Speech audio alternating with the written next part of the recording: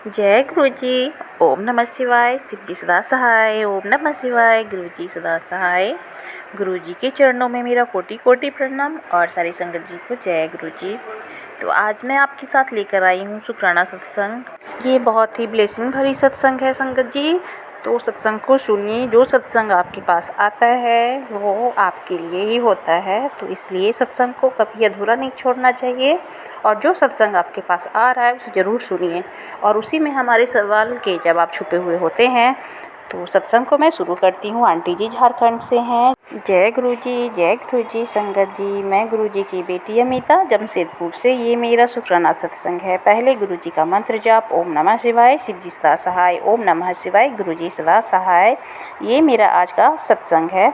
आज मैं अपने पापा के साथ स्कूटी में जा रही थी और घर से थोड़ी दूर ही गई थी, तो हम लोगों का एक्सीडेंट हो गया। मैं और पापा दोनों स्कूटी से गिर गए। मैं सिर के बल गिरी। मेरा सिर ज़मीन से टकराया, पर मुझे ऐसा फील हुआ कि मैं गड्डी में गिरी। जब उठी तो मेरे बगल में मेरे पापा गिरे थे और मैं उनको उठाने लगी। तभी सभी लोगों ने मेरे पापा को उठाया। मेरे पापा का पैर रगड़ा गया था, उसमें से थोड़ा खून निकल रहा था, लेकिन मैं और मेरे पापा सेफ थे गुरुजी की कृपा से। पता नहीं कितना बड़ा कष्ट था जो गुरुजी ने थोड़े में ही कटा दिया। जय गुरुजी।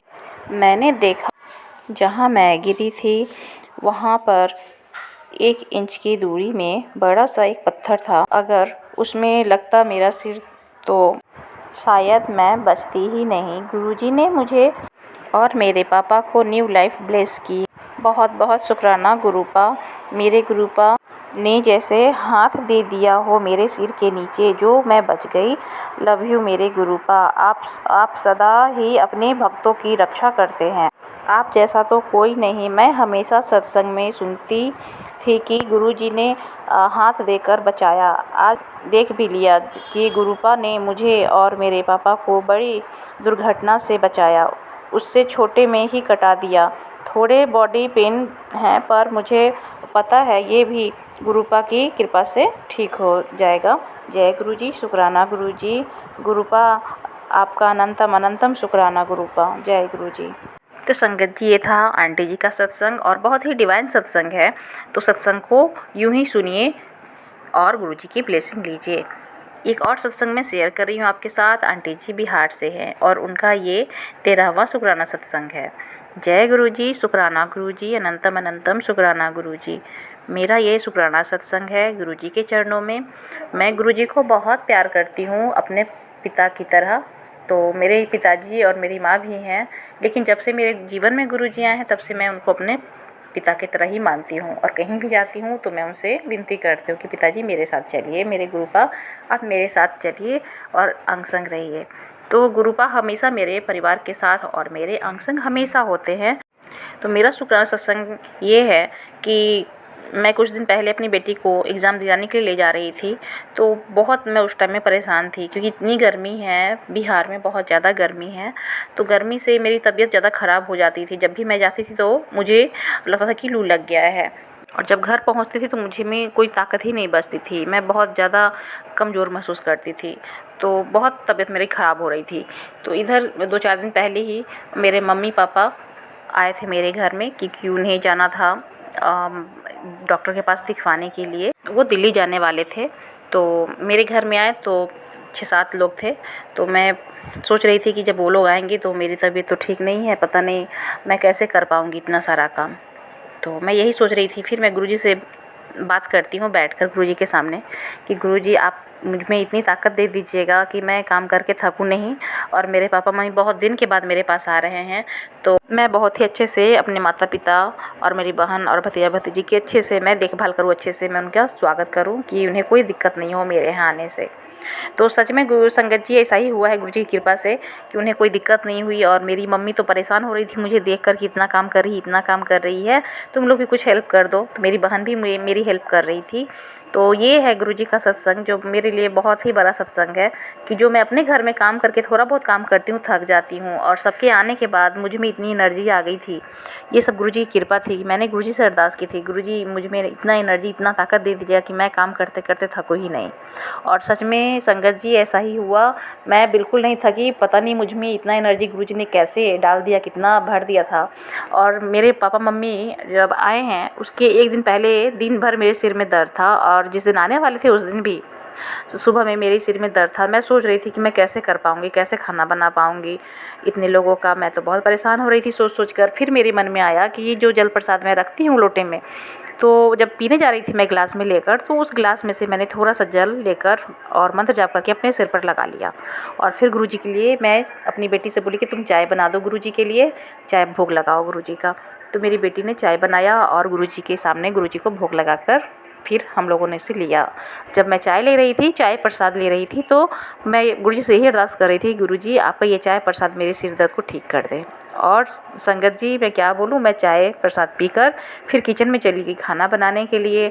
और मैं भूल गई कि मेरे सिर में दर्द था। और जब मुझे याद आता है कि मेरे सिर का दर्द तो गायब है, तो ये देखिए गुरुजी की कृपा कैसे होती है। मेरे सिर का दर्द पूरा गायब था, मैं बिल्कुल ठीक थी, बहुत एनर्जी से भरी हुई थी। मेरे पापा मम्मी आते हैं, मैं उन्हें बहुत ही अच्छे से उन लोगों का स्वागत करती हूँ, और उन लोगों को भी बहुत ही अच्छा लगता है। फिर एक दिन रह के कल होकर मेरे पापा मम्मी चले गए, दिल्ली चले गए हैं, गुड़गांव। और फिर वहाँ से वो बड़ी मंदिर भी जाएंगे गुरुजी का दर्शन करने के लिए। तो मैं गुरुजी से अरदास करती हूँ कि गुरुजी मेरे पापा मम्मी बहुत बीमार हैं, और आप अपने बड़े मंदिर बुलाकर मेरे पापा मम्मी को ब्लेस कर दीजिए, उनके सब रोग को काट दीजिए, ठीक कर दीजिए कि बिल्कुल स्वस्थ हो जाए। और मेरे पिताजी का भी आप हाथ थाम लीजिए कि मेरे पिताजी भी आपको मानने लग जाएं। तो ये मेरा शुक्राना सत्संग है। तो संगत जी कल शनिवार था, और कल शनिवार के दिन मैंने रात में खिचड़ी बनाया। और रात में खिचड़ी बनाने के बाद मेरी तबीयत ठीक नहीं लग रही थी, तो हम लोग, इतनी गर्मी है यहाँ पे बिहार में, कि हम लोग ने थोड़ा खिचड़ी खाया और जो बाकी था सो बच गया था। तो सुबह में मैं लेट से उठी, तो मैं लेट से उठने के बाद में ना नाश्ता बना रही थी। नाश्ता बनने के बाद मैं बालकनी में गई, तो मेरे हस्बैंड अंकल कुछ फूल का गमला जो है ना उसमें कुछ ठीक ठाक कर रहे थे, सब कुछ पेड़ पौधे को। तो मैं उनसे बातें कर रही थी गुरुजी के बारे में। मेरे हस्बैंड अंकल मुझे एक सत्संग बता रहे थे रिंकू जी का। तो वो सत्संग मुझे सुन के बहुत ही अच्छा लग रहा था, और मैं अपने बालकनी से नीचे देख रही थी कि 2 नंदी थे। मुझे नंदी को देखकर मुझे ऐसा लग रहा था कि वो लगता है कि उसे खाना चाहिए और पानी चाहिए।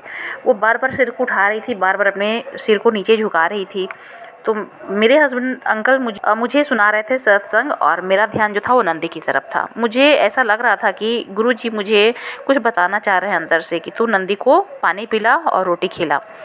तो मैंने अपने हस्बैंड अंकल को बीच में ही रोकते हुए बोला कि देखिए नीचे जो नंदी है, तो उसे आप ना कुछ पिला दीजिए, पानी जाकर पिला दीजिए और कुछ खिला दीजिए, खाना मैं दे देती हूँ, क्योंकि वो मुझे ठीक नहीं लग रही है। मेरे मन में आ रहा है कि उसे पानी की ज़रूरत है और उसे भूख लगी, उसे रोटी खिला दीजिए, जो भी बचा हुआ है ना खिचड़ी वो भी दे देते हैं। तो मेरे हस्बैंड अंकल ने बोला कि सो ठीक है मैं देकर आता हूँ। तो मैंने जल्दी से उन्हें निकाल कर दिया। खरबूज मैंने खाए थे तो उसका जो छिलका होता है वो भी था, और मेरे जो बची हुई खिचड़ी थी घर में वो भी मैंने खिचड़ी दे दी, और रोटी दी मैंने, 3 रोटी थी तो वो भी दी। तो उन्होंने जाकर खिलाया उसके मुंह में, वो बहुत ही प्रेम से खिचड़ी भी खाई, रोटी भी खाई। और फिर एक और लेडीज है, वो देखी मैं कि वो पानी लेकर उन्हें पिला रही है नंदी महाराज को। तो वो पानी थोड़ा सा पी, लेकिन फिर वो पूरा पानी नहीं पी, लेकिन खाना जो खिचड़ी था ना वो बहुत ही अच्छे से खाई। तो आज अमावस्या है, मुझे पता नहीं था। तो मैं अपना सत्संग जो शेयर कर रही हूँ उसी टाइम में मुझे मैसेज आता है कि बेटी मेरा आदेश है कि तू आज छतरपुर मुझसे मिलने ज़रूर आएगी, और मैं तुझे कितनी बार बोला है जो अरदास तूने लगाई है वह मैंने स्वीकार कर ली है, फिर भी पता नहीं तू क्यों टेंशन लेती है। जब तूने मुझे अपना सब कुछ सौंप दिया है कि गुरुजी आप ही मेरी ज़िंदगी की नैया पार करेंगे, तो बेटी तेरे भविष्य के बारे में मैं तुझसे अच्छा जानता हूँ। आज अमावस्या के दिन नंदी महाराज को कुछ ना कुछ खिलाकर जरूर आना, और खिलाते समय मेरे मंत्रों का उच्चारण करना, जा ऐस कर कल्याण कितना। तो ये मैसेज मुझे आया जब मैंने नंदी महाराज को वो खाना दिया है और मेरे मन में जो थॉट आ रहा था कि तू गुरुजी ही दे रहे थे कि तू उसे खिला दे। तो ये देखिए गुरुजी कैसे करवाते हैं अपने संगत से ये काम। और उसके बाद जब मैं खिला दी हूँ, फिर मैं नहा धोकर पूजा कर मैं नाश्ता कर जब सत्संग शेयर करने के लिए बैठी थी, तो ये मैसेज मैं देखी। तो मुझे लगा कि नहीं, गुरुजी ने मेरे हाथों से ये सब काम करवाया है और सेम मैसेज था। तो ये बहुत बड़ी बात है, बहुत बड़ी कृपा है गुरुजी की मेरे ऊपर। तो जय गुरुजी, ये मेरा 14वां शुक्राना सत्संग है। इसे आपने ही मुझसे शुक्राना सत्संग करवाया है। तो जय गुरुजी, शुक्राना गुरुजी। मुझसे जो भी बोलने में गलती हो गई होगी, त्रुटि हो गई होगी, तो मुझे क्षमा कर दीजिए गुरुजी। ओम नमः शिवाय, शिवजी सदा सहाय। ओम नमः शिवाय, गुरुजी सदा सहाय। जय गुरुजी, शुक्राना गुरुजी। तो संगत जी, सत्संग तो बहुत ही ब्लेसिंग भरा हुआ सत्संग है, तो ज़रूर सुनिए सत्संग को। इसमें आपके सवाल के जवाब मिलते हैं और सारे कष्ट भी कट जाते हैं। और आप भी अपना सत्संग शेयर करना चाहते हैं तो व्हाट्सएप नंबर दिया गया है डिस्क्रिप्शन बॉक्स में, आप उस पर भेज सकते हैं व्हाट्सएप पर अपने सत्संग को लिखकर या अपने वॉइस में रिकॉर्ड कर। बस सत्संग इतना ही। और अभी तक आपने इस गुरुजी के चैनल को सब्सक्राइब नहीं किया है तो जल्दी से सब्सक्राइब कर लीजिए, लाइक कीजिए, शेयर कीजिए और कमेंट में जय गुरुजी लिखना मत भूलिएगा। जय गुरुजी, शुक्राना गुरुजी। ओम नमः शिवाय, शिवजी सदा सहाय। ओम नमः शिवाय, गुरुजी सदा सहाय। जय गुरुजी।